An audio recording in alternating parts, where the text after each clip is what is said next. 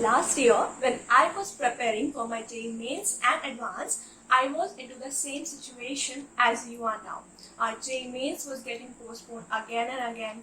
There was a lot of confusion and stress among the students and obviously in me about how to prepare now, how to utilize this time, and how to remain motivated through all these difficult times. We all need some mentor who can guide us throughout our preparation journey.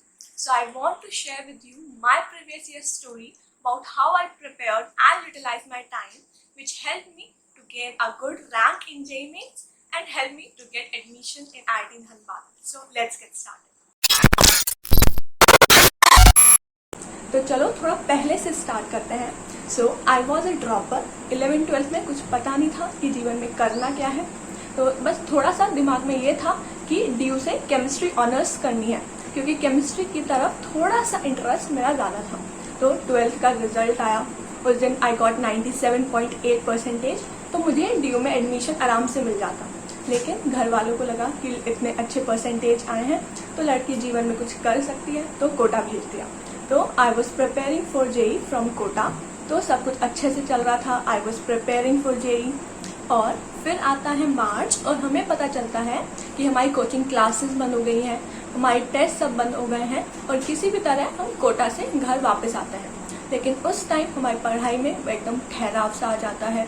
कुछ motivation नहीं बचता है, क्योंकि आगे के situation का पता ही नहीं होता है कि कब क्या होने वाला है, कब तक हमारा एग्ज़ाम पोस्टपोन रहेगा. कुछ पता ही नहीं था उस टाइम. तो फिर हुआ क्या कि हमारा मिड अप्रैल में एक व्हाट्सएप ग्रुप बना, जिसमें हमारे बैच के सारे बच्चे थे और हमारे टीचर्स भी थे.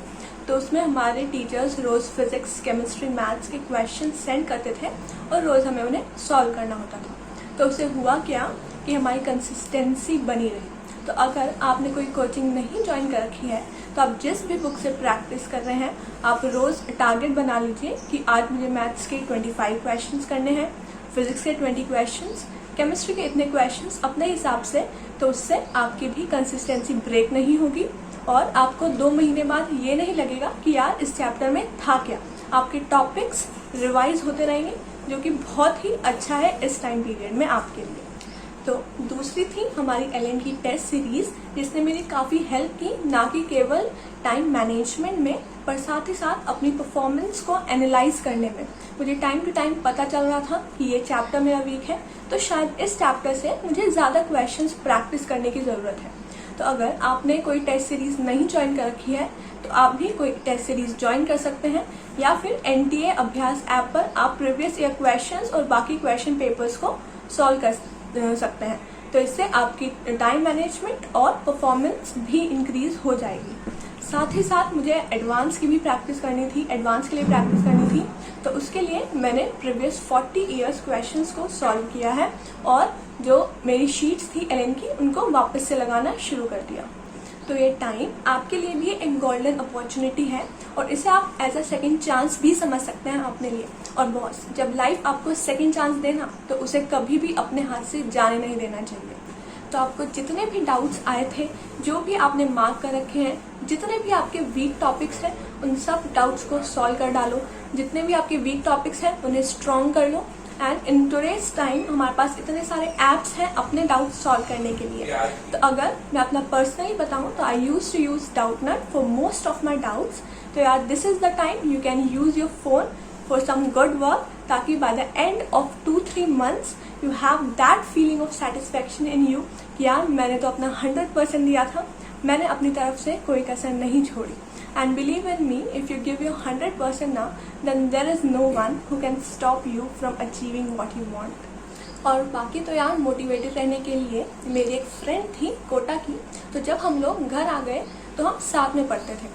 2 घंटे हमने पढ़ाई की और फिर एक दूसरे को कॉल करके बताते थे कि मेरे इतने क्वेश्चंस हो गए, मेरे इतने क्वेश्चंस हो गए.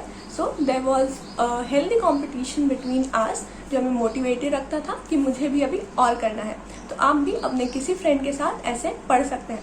बातों में नहीं लगना है, पर पढ़ाई की बातें करनी है.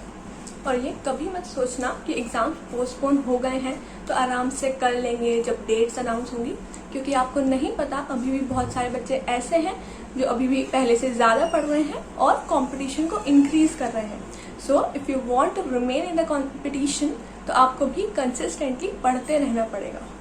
बाकी तो जो आप टेस्ट दे रहे हो उन्हें एनालाइज करते रहो, अपनी मिस्टेक्स को दोबारा रिपीट नहीं करना है और खुद को रोज बेटर बनाते रहो। बाकी तो बस चिल रहना है, मेहनत करते रहो और आपका हो ही जाएगा। मिलते हैं नेक्स्ट वीडियो में। टिल देन सी या।